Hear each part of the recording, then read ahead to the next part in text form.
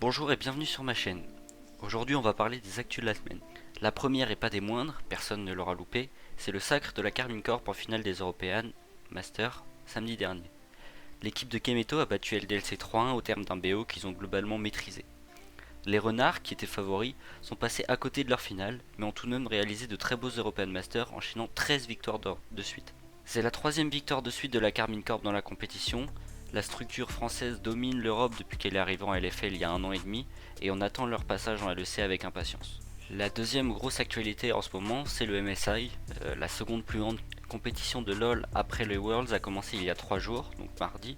Tous les matchs allés ont été joués et il y a déjà de bonnes idées des équipes capables de se qualifier au prochain tour. Pour ceux qui ne seraient pas au courant, donc là il y a 3 poules actuellement et les deux premiers de chaque poule sont qualifiés pour la deuxième étape qui est une poule de 6. J'ai expliqué comment fonctionnait le MMSI dans ma dernière vidéo, vous pourrez aller la voir.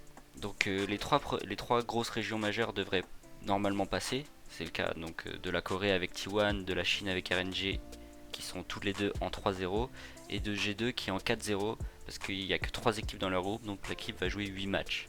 Donc les deux équipes sont invaincues lors de la phase aller et ont vaincu tous leurs adversaires, sont donc en très bonne posture pour se qualifier. Les secondes places sont plus disputées, notamment dans le groupe de la Chine où tout le monde est à 1-2. Dans le groupe de la Corée, les Vietnamiens sont bien placés puisqu'ils sont en 2-1 contrairement à leurs adversaires. Et dans le groupe de l'Europe, c'est Evil Geniuses, le représentant de l'Amérique du Nord, qui est le mieux placé pour passer. Le représentant de l'Océanie, Order, et le représentant de l'Amérique latine, Team Az, sont les deux équipes les plus faibles de ce tournoi pour l'instant et sont sans doute celles qui sont déjà éliminées.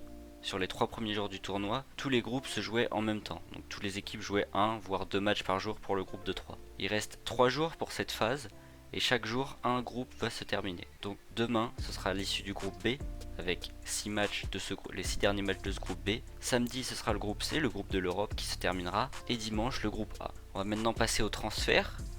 Donc déjà au niveau du LEC il y a eu plusieurs changements confirmés. Les principaux sont du côté d'Astralis avec 3 changements confirmés. La structure avait déjà officialisé les départs de White Knight qui vient d'être officialisé chez Koi, de Zanzara qui est pressenti chez Misfits Première mais rien d'officiel encore, et de Promiscue qui n'a pas encore retrouvé d'équipe. A leur place, Astralis allait chercher l'ancien topside de Splice avec Visit Chachi qui jouait actuellement chez Gamers Origin en LFL, et Xerxes qui jouait pour Immortals en LCS. Les deux joueurs s'étaient qualifiés aux Worlds en 2019 avec Splice, avec notamment Humanoid au mid qui joue actuellement chez Fnatic et Kobe qu'ils vont retrouver chez Astralis. Sur la bot lane, ils ont recruté un jeune coréen, Young-hoon, qui jouait en Corée pour l'équipe réserve de Freddy Bryan lors du précédent split. C'est un recrutement un peu étonnant puisque le joueur était très peu connu en Europe, mais il a sûrement du potentiel. Je suis assez curieux de voir ce qu'il peut donner dans une équipe comme Astralis. L'autre changement confirmé, c'est l'arrivée de Niski qui remplace Ricker, qui lui va jouer pour BDS Academy en LFL, et donc qui va remplacer Chico qui lui ira chez Koi avec White Knight en LVP. Niski qui retrouve donc une équipe après 6 mois sur le banc de Fnatic. Ça rend le roster de Mad Lions très compétitif puisqu'avec Elioya et Kaiser on a 3 joueurs de très haut niveau. Unforgiven a montré lors du split précédent qu'il était très bon, et Armut également. Du côté des rumeurs, on a Selfmade.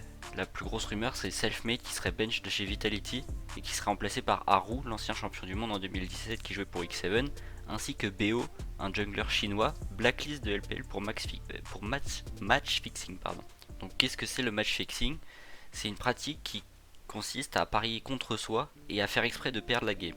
Là, apparemment on l'a forcé à le faire, c'est pour ça qu'il n'a pas eu de sanction par Riot, mais aucune structure ne veut de lui. Il jouait pour FPX et il a un énorme potentiel, donc c'est une très bonne recrue pour Vitality si il arrive à jouer. Pour le reste, il n'y a rien d'officiel, donc je vais m'arrêter là pour les transferts cette semaine. J'espère que la vidéo vous aura plu et je vous souhaite une bonne journée. Salut!